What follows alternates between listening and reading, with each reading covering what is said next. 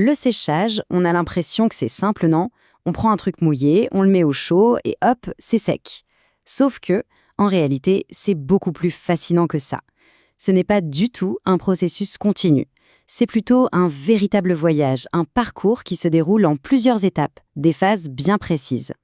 Alors oui, la question c'est comment quelque chose sèche vraiment? Comment l'eau arrive-t-elle à s'échapper de la matière? Eh bien la réponse, on s'en doute un peu, est bien plus complexe et franchement bien plus intéressante qu'on ne l'imagine.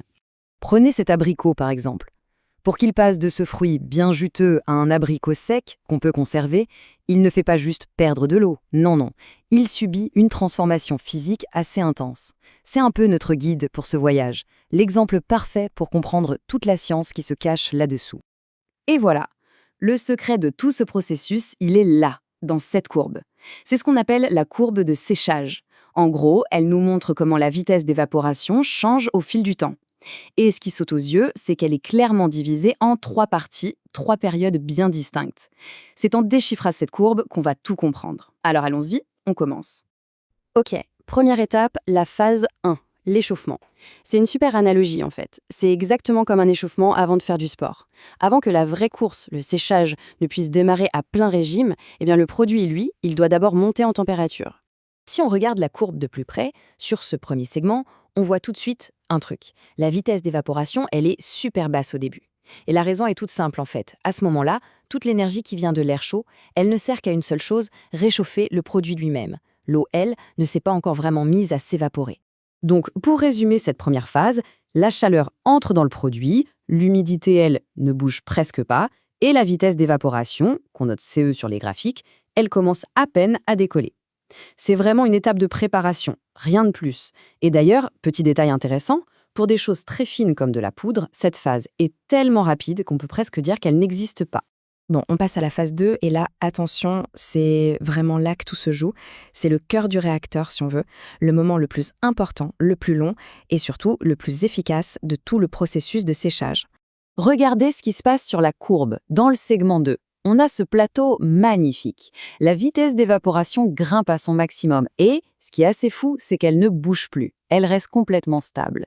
C'est ça le vrai régime de croisière du séchage. Alors, quel est le secret de cette phase ? Eh bien, c'est que toute l'énergie de l'air chaud est concentrée sur un seul objectif, faire s'évaporer ce qu'on appelle l'eau libre, celle qui est juste à la surface du produit. Et c'est là qu'il se passe un truc un peu paradoxal mais génial. L'évaporation est tellement forte qu'elle fonctionne comme une sorte de climat naturel.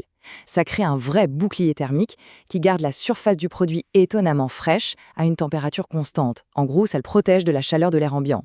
Pour que ce soit bien clair, imaginez que vous essuyez une grosse flaque d'eau sur un comptoir. Au début, ça va super vite, c'est facile, l'eau est juste là en surface. Eh bien, c'est exactement ça, le principe de l'évaporation de l'eau libre. Mais voilà, les bonnes choses ont une fin. Après cette super phase à vitesse constante, le processus arrive à un point de rupture. Et là, tout change. Le séchage devient beaucoup plus difficile, bien plus lent, les règles du jeu ne sont plus les mêmes. Et ce tournant, on le voit parfaitement sur le graphique. Regardez le segment 3. La vitesse d'évaporation, qui était au taquet, se met à chuter. Et pas qu'un peu, elle dégringole. C'est le début de la phase la plus compliquée, la plus délicate de tout le séchage. Pourquoi ce ralentissement soudain ? Tout simplement parce qu'on n'a plus affaire à l'eau libre facile d'accès. Maintenant, on s'attaque à l'eau liée. C'est de l'eau qui est en quelque sorte prisonnière, piégée, au plus profond de la structure du produit. Et pour aller la chercher, forcément, ça demande beaucoup plus d'énergie et beaucoup plus de temps. Pendant que la vitesse d'évaporation s'effondre, il se passe quelque chose de critique. Le fameux bouclier thermique qu'on avait dans la phase 2, il disparaît. Et sans cet effet de refroidissement, la surface du produit se met à chauffer, et à chauffer dangereusement. C'est un moment super risqué, surtout pour des produits fragiles comme la nourriture ou les médicaments qui craignent la chaleur. Allez, mettons-les côte à côte, ces deux phases, pour bien voir la différence.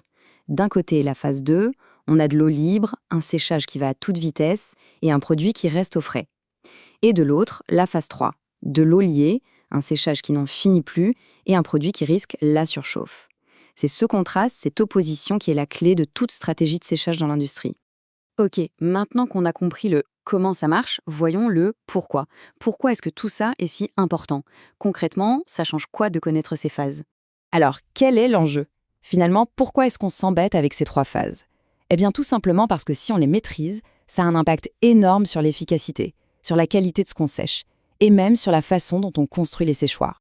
Cette connaissance, elle nous apporte 3 avantages vraiment majeurs. Premier point, économiser l'énergie. Deuxième point, protéger le produit. Et troisième point, concevoir de meilleures machines. Voyons ça d'un peu plus près. Et c'est là que tout prend son sens, quand la théorie rencontre la pratique. Côté énergie, c'est simple. Pourquoi continuer à envoyer de la chaleur à fond pendant la phase 3 alors qu'on sait que ça ne sert plus à grand-chose? On peut baisser le chauffage et économiser énormément. Ensuite, la qualité. Pour les produits sensibles, on peut intelligemment réduire la température juste au moment critique pendant cette phase 3 pour éviter de les abîmer. Et enfin, la conception. Les ingénieurs peuvent créer des séchoirs sur mesure parfaitement optimisés pour le comportement unique de chaque produit face au séchage. Au final, c'est de l'optimisation à tous les niveaux. Finalement, cette petite plongée dans le monde du séchage nous montre bien qu'un processus qui a l'air tout bête cache en fait une science super complexe et très structurée. Et ça donne à réfléchir, non? On peut se demander combien d'autres gestes de notre quotidien, comme préparer un café ou faire cuire du pain, cachent eux aussi des étapes et des règles scientifiques qui sont tout aussi fascinantes.